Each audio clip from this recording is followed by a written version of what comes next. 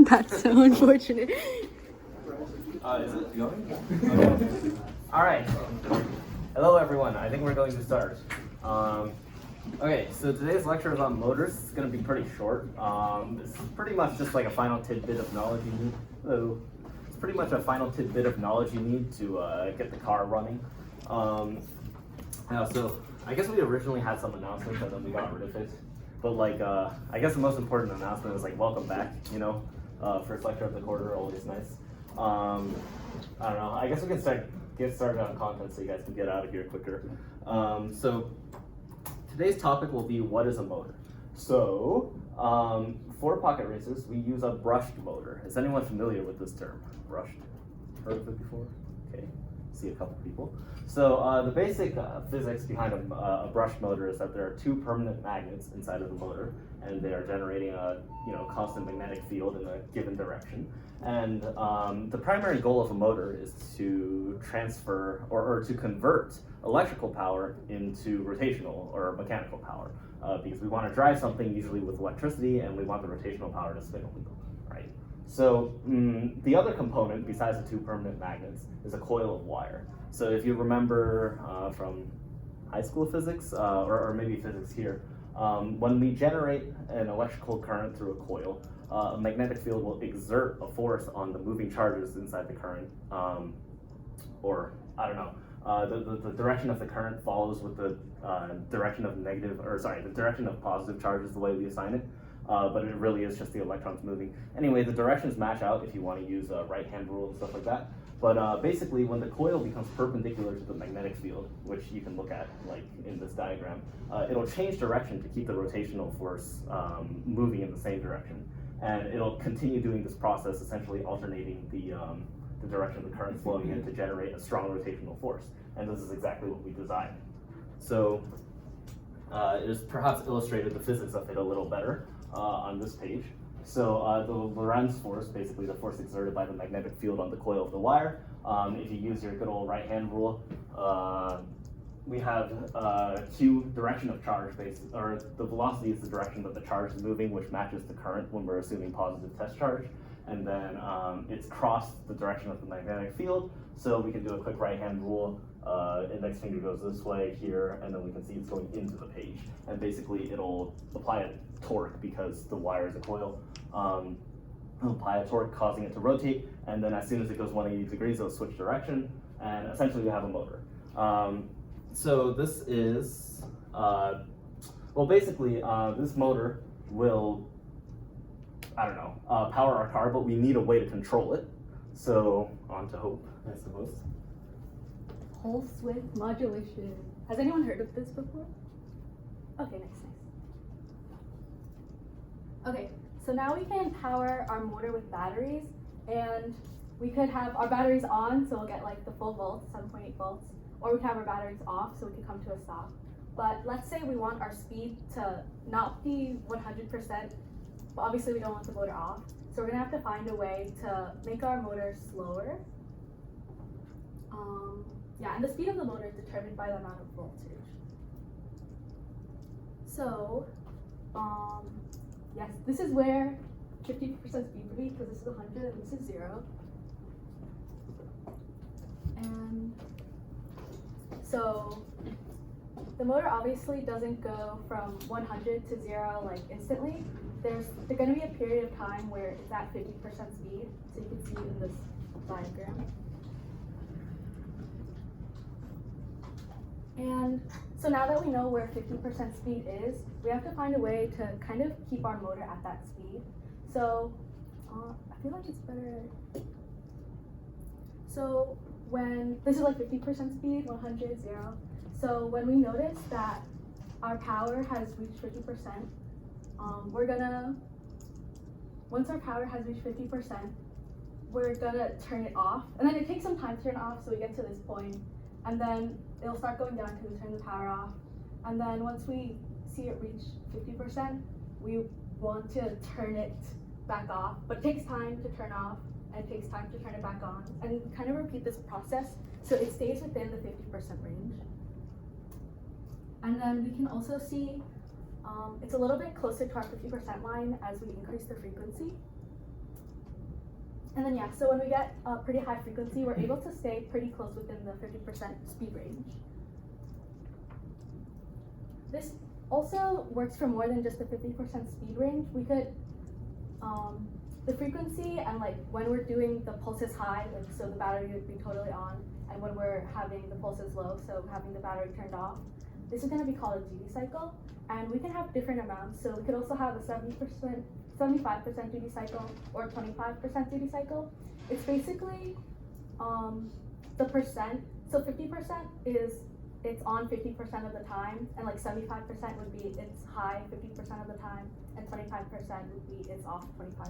It's on 25% of the time. Okay, so we have a schema to like sort of control the speed at which our motor rotates at, but there's actually a bit of a problem with it.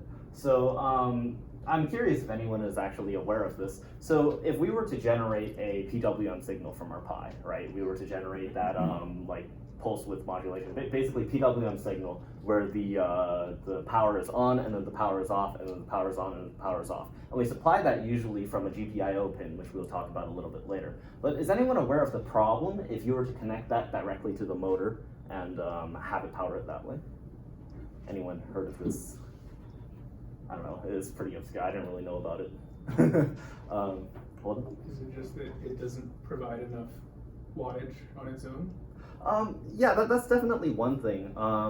We sort of want, yeah, whether it provides enough wattage or not is a pretty big deal, obviously. But in this case, for our Pi, like it technically should be sufficient for the project we have in mind. One of the main things we actually do want is we don't want like some noisy motor that's essentially like an inductor, which you guys may have heard about in physics, connected to a GPIO pin on our Pi board. Doesn't seem like a safe circuit or something like that. So we have something for this, fortunately. It's called an ESC, Electronic Speed Controller. This device has many purposes, and we're not going to get into all of them here. But for us, one of the important things is we would like for our motors to be powered with the full 8 volts of our battery. But if you recall from the first lecture, our Pi is going to be operating at 5 volts. So our Pi isn't really going to, 5 volts is sufficient to power our motor, but it's not great. We'd like our motors to move a little faster. So in this case, what we can do is the ESC, it essentially is, how many EEs do we have in this room? Okay, you guys ever heard of a battery eliminator circuit? Okay, neither did I. Don't worry about it. Basically, the ESC will act in such a way so that the power supply in this case will actually be the full 8 volts, 7.8 volts from our battery, and our PWM pin will not be what is directly powering the motor, which is a good thing for us in this case. The other things ESCs do is, they can provide the option to reverse, to brake, and stuff like that. We won't really be delving too much into that, but essentially we have this component here. We'll be giving it out to you guys. It'll be part of your kits. You guys will wire it up and stuff like that. It's a good thing all around. So basically the way we control it is similar. We just supply it with a PWM signal from our Raspberry Pi. And then essentially this low voltage 0 to 5 volt PWM signal will be converted by the ESC into the full range that'll supply the motor. Yeah, so again, full power of the batteries. This is a good thing for us. And now here is something that you may or may not be familiar with. It's the pinout of your Raspberry Pi. Here contains basically all the names, and you guys will probably want to refer back to this in the future. We also have a website for you where you can look at this. But these are all the pins on your Pi, and we'll be interacting with these GPIO pins. Some of them are dedicated to certain purposes. You can see here, here's something we're looking for, GPIO 12, PWM 0. This is a specifically dedicated pin for PWM. Technically it would work for all of these, but we're not going to get into that too much right now. So there are 2 pin modes when you are identifying these pins. One is BCM and one is board. Not sure about the naming scheme, but essentially what it means is you're either following these numbers when you're coding. So like when you code, basically you identify the pin that you're writing to or reading from with a number. That number, you need to use this command, GPIO set mode. And then basically how you identify it gets dictated by that little variable, right there, GPIO.board. So this basically describes what pins correspond to what number for board. And then we also have BCM is identified via these, so you'd refer to like GPIO 10 as 10 instead of 19. This is pretty much just preference. Yeah, so here's like, this code you'll definitely get into when you're writing your program, but we just have it here for you to refer to. Any questions on this stuff? I assume a lot of people here have seen GPIO Arduino kind of stuff. Yeah? Wait, so board would be like the middle, or wait, no. Like board would be This one. Or wait. Yeah. Sorry. BCM is board, and then wait. You're right. I apologize. Yes. This one's board. BCM is referring to the names of the pins themselves. So for BCM it would be like if I wanted GPIO 22, I would just write GPIO. Or Not exactly GPIO 22. I think the identifier is just 22. oh. We prefer board. The reason why it's called board, by the way, is because this is what it looks like on your Pi. Like all the pins on the side, this mirrors it exactly. So it's easier to count because you can just go 1, 2, 3, 4, 5, 6, and then it's the right one. You know. Any other questions? Okay. Okay, so now that we got our car moving, we want to decide how we're going to steer it. I guess one option is we have our DC motor which turns, so maybe we could use that for our steering. But actually this is kind of a bad idea because our motor, we're able to decide like for how long it moves about, but we don't know how much it's turning by, like how many degrees. And so instead we want a system that would, the voltage would be related to a position. So that'd be better for steering. So now we're going to talk about servo mechanisms. So this is a servo motor instead of a DC motor. Have you guys seen it before, perhaps? Okay, that's cool. So basically it is, if you supply a certain voltage, then it'll correspond to a certain angle for the servo. And then these servos also, it's like very specific. So if you move your servo with your fingers and then it'll like change back to the spot. Yes, this is good for steering because it'll stay pretty consistent. It won't be like turning as you are trying to go, unless you want it to. And so for DC motors, we use PWM signals because the amount of voltage corresponds to the speed of the motor. And for servo motors, we're also going to be using PWM signals, but instead of the speed, it's, like I said, going to be corresponding to a position. So like 50%, maybe it's like going straight, and then 25%, it'd be going one way, and then 75% the other way. Also, when you're actually coding it, it's not necessarily going to be like 0 to 100%. Our servo's range is usually 6% to 10%. It'll show you in the code like about which direction and is what value. So basically, our car then mechanically is composed of these 3 aspects, right? We have DC motors driving the car forwards, or since we have the ESC, we can also drive it backwards without too much trouble.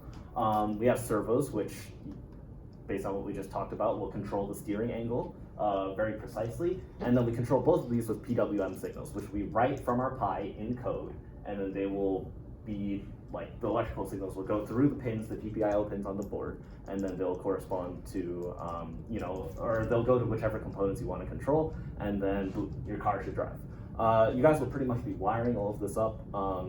That won't be too much work. I guess it merits some time to talk about what the next lab will be. So this will pretty much be not the final time, but like, as far as you guys are going to learn about OpenCV and stuff, this is pretty much going to mark the end point. We're going to move a little more heavily into machine learning and neural networks in the future. So a preview of what our lab is going to be, and the reason why we even have this motors lecture in the first place, is because we're going to introduce you guys basically to signs as opposed to just detecting dots on the face of a dice. So this will involve some more, like involved OpenCV methods about finding contours and stuff like that. It'll also require a little bit of cleverness in terms of like manipulating the shapes and like how you might be able to identify, the difference from forward to right to stop. There's some hints in these slides here on how that's actually done. But yeah, this should be like a pretty pretty nice lab to complete because your car will be able to respond to these commands after you wire it up. And you write the corresponding PWM signals for each of these. It'll be like logical flow and stuff like that. And this marks a pretty nice transition point.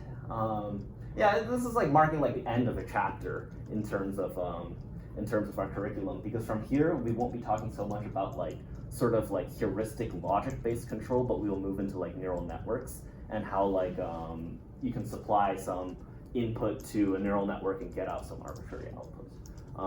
Do you have any questions on, I don't know, just the project in general and like stuff like this? Yeah. So for the servo or the steering, like it by default it like goes straight, right? If you're not like, or it steers straight. By default. Or like at 50% it goes straight, right? Or 50% duty cycle. So, our servos and whatever our Pi is supplying don't correspond. So if we go back to the slide, we mentioned that our servos range is actually roughly 6 to 10% duty cycles. It sort of depends on like what's supplying the power, what make of the servo is and stuff like that, what frequency you choose and stuff like that. There's a ton of things. If all else fails, you can determine it experimentally. Just write a PWM to the servo, see what direction it turns. As for like what the servo assumes by default, if you supply no voltage, it won't go to a position. Like it'll be free to move as long as you're not supplying power to it. It's only when you supply power to it with a duty cycle that it'll assume a certain position and keep that position. Hold it. Do you by any chance know why we use a PWM signal instead of just like providing like whenever we want to have a certain direction, just provide like integer in binary and then just send that over, and then otherwise it's just 0 time. Like why not just do that? if you like, why don't we like give it 50% power instead of doing the PWM? Is that your question? Well, like you want to turn it, right? Like you want to turn it to a certain direction, and you could like address that in binary, right? Why is it using like a duty? Like why do we need to? You know what I'm saying? Yeah, I think I get it. I mean, it's kind of outside the scope of this. I'm just curious. So, traditionally, well, first of all, like the only angles that exist are not just left and right, which are like technically what we're concerned about. So, like a binary would, like some binary value would not be enough to fully address the. Well, you could like have like degrees, right? Because you have 180 degrees or how many degrees you want to address, right? And then you just like turn it to like this degree. Well, honestly, in practice, you're not doing anything particularly different when you when you specify a duty cycle, because But the question as to why, well, I think fundamentally the idea of like the servo as like some sort of module that like you plug into a controller or something like that and have it be controlled. I don't think we'd want the servo to become like a more expensive mechanism to have the hardware to process like some sort of, because fundamentally your servo would accept like a voltage or in this case a PWM signal which mimics an analog voltage. If you wanted to input just a number into it and have like something happen, there would have to be some level of processing that goes on inside the mechanism. Right. This is like the simplest way to convert to analog, basically, is what you're saying. Yeah, like from the software side, because it's beneficial to do this in the microcontroller. Code is easy to write, you know, like at very little expense, and like microcontrollers and stuff like that, or in our case, microprocessors have access to generating PWMs. Even in we didn't really talk about it too much, but these ones that have the dedicated PWM, the pins themselves have like hardware to generate PWM signals efficiently and accurately. So. I suppose this is just sort of the way it was like developed as a module, like motors, servos, stuff like that should be on one side of the fence and the processing should occur here. Does that? Yeah, no, totally. Okay. Any other questions? No? Well, that is literally it. It's a short lecture today. So thanks for coming, guys. Yeah. Also, this lab it's like the last one where it's kind of like a team lab. But our work session for this one won't be until like 2 weeks or more. So if you want to start it before then, that would be a good idea. Yeah, work session is February 4th for this lab. This lab is probably, I don't want to say shorter than the last lab, but the OpenCV is easier. Because I'm sure you guys had some annoyances with the dice and how annoying it was to get the, you know, like all the dots on all the faces to work and stuff like that. Like that was pretty arduous. This is a bit easier to do as far as OpenCV is concerned. Yeah. We will release the lab likely after this weekend. It sort of has lab 3 as a prerequisite, but only in the sense that your camera and all the overhead work you set up to see the dice, that should have been done already, basically. So in other words, if you haven't had the chance to start on lab 3 yet, lab 4 involves the same setup as lab 3 at the start, but yeah. Any questions? Stuff like that. Okay, I think we're good. All right.